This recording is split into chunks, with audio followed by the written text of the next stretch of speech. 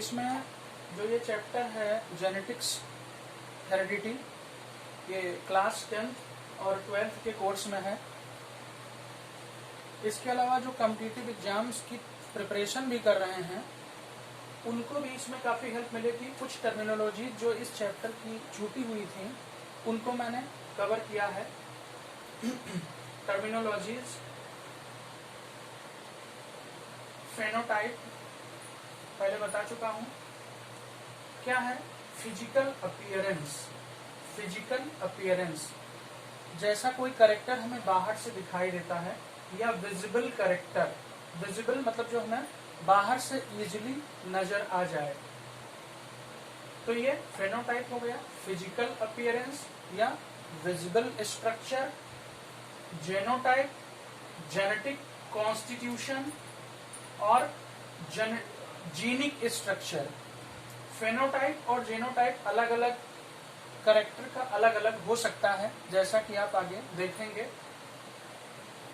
फिर इस जीन को मेंडल ने फैक्टर कहा था, ध्यान रखिएगा, एक ही है, जीन को ही उन्होंने फैक्टर कहा था। उस समय इतनी ज्यादा जानकारी उनको पता नहीं थी, तो उसी जीन को उन्होंने फैक्टर कहा था। ये है क्या factor? It is an inherited unit या functional unit of heredity which carries information from one generation to next, जो एक कैरेक्टर्स को एक जनरेशन से दूसरे जनरेशन में लेकर जाता है, उसी को कहते हैं जीन या फैक्टर। क्लियर हो गया होगा। इनहेरिटेड मतलब जो एक जनरेशन से दूसरी जनरेशन में। हेरिडिटी का एक दूसरा नाम इनहेरिटेंस भी है, याद रखिएगा। हेरिडिटी को इनहेरिटेंस भी कहते हैं। तो ये क्या है? फंक्शनल यूनिट है हेरिडिटी की। Gene is the functional unit of heredity. Mendel ने इसी को क्या कहा था? फैक्टर। बुक में आपके दिया है, देखिएगा ध्यान से। ये it carries information from one generation to next.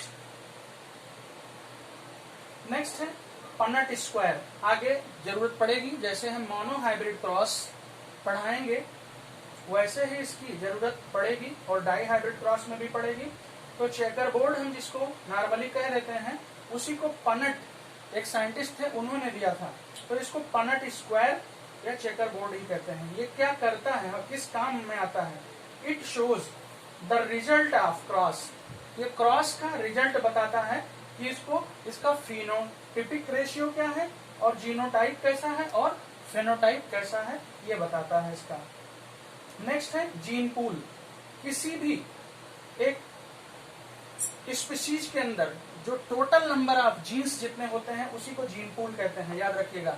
आगे भी आपको जीन पूल पढ़ने को मिलेगा डीएनए में भी। जिस ऑर्गेनिज्म में, जिस स्पीशीज में, टोटल स्पीशीज की बात की जाती है, जितने ज्यादा जीन होंगे, नंबर ऑफ जीन होंगे, उतना ही उसका सर्वाइवल उतना ही ज्यादा होगा, याद रखिएगा। It is aggregate of all genes and their alleles. Alleles पहले बता चुका हूं, अल्टरनेटिव फॉर्म ऑफ जीन ही है। It is aggregate of all genes in an inbreeding population, याद रखिएगा। एक स्पीशीज की एक पॉपुलेशन की बात की गई है।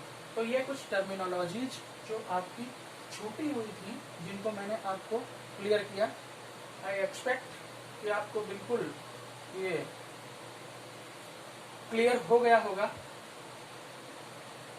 अब ये मेंडल का फर्स्ट लॉ है जिसको हमें पढ़ना है, लॉ ऑफ डोमिनेंस।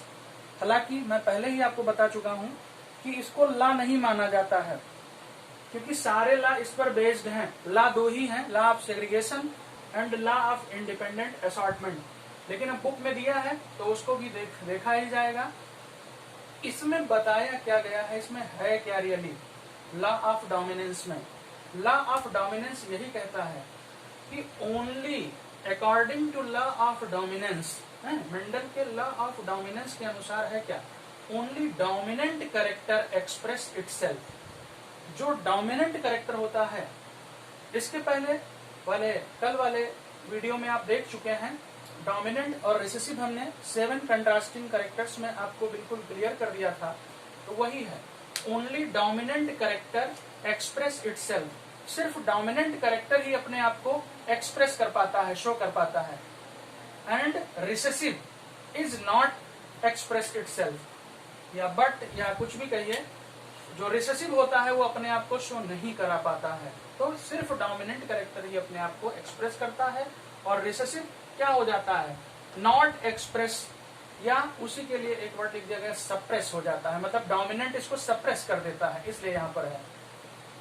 एग्जाम्पल जैसे एक कैरेक्टर लिया गया है स्टेम लेंथ, पी में स्टेम लेंथ कल पढ़ा था आपने, तो अल्टरनेटिव फॉर्म क्या है उसका, टाल और ड्वार्फ। टाल के लिए कैपिटल टी, और ड्वार्फ के लिए मैंने आपको कल ही बताया था कि जो डोमिनेंट का पहला अल्फाबेट होता है वही डोमिनेंट के लिए वही लिया जाता है, और रिसेसिव के लिए उसका स्मॉल लेटर यूज होता है। तो पेरेंटल जो यहाँ पर लिया गया जीन कैपिटल टी है, और ड्वार्फ के लिए या शॉर्ट के लिए स्मॉल टी है। अब गैमीट जो बना उसमें यहाँ पर डोमिनेंट जीन यहाँ पर आया कैपिटल टी, यहाँ पर रिसेसिव आया, तो गैमीट को हम बॉक्स में कर देते हैं, राउंड कर देते हैं। अब यहाँ पर F1 जनरेशन में जो मिला हमें कैपिटल टी स्मॉल टी, अब आप ध्यान रखिएगा, यही आपको ध्यान देना है, लॉ ऑफ डोमिनेंस यही कहता है कि डोमिनेंट जीन कैपिटल टी है तो रिसेसिव अपने आप को शो नहीं कर पाएगा, मीन्स स्मॉल टी अपने आप को शो नहीं करा पाएगा। तो रियली जो मिला है ये दोनों का, टाल और ड्वार्फ का मिक्सचर है, इसीलिए नीचे हमने क्या लिख दिया है, ध्यान रखिएगा, इसको कहते हैं हाइब्रिड। और ये वैसे हम इसको ड्वार्फ तो नहीं कह सकते, तो इसको हम कहेंगे क्या, टाल। तो ये मेंडल का लॉ ऑफ डोमिनेंस था जो आपको मैंने बताया, क्लियर हो गया। इसके बाद नेक्स्ट लेक्चर में आप देखेंगे लॉ ऑफ सेग्रीगेशन या मोनोहाइब्रिड क्रॉस, तब तक आप इसको अच्छे से प्रिपेयर कर लेंगे। नेक्स्ट वीडियो वही अपलोड होगा। Okay, thank you.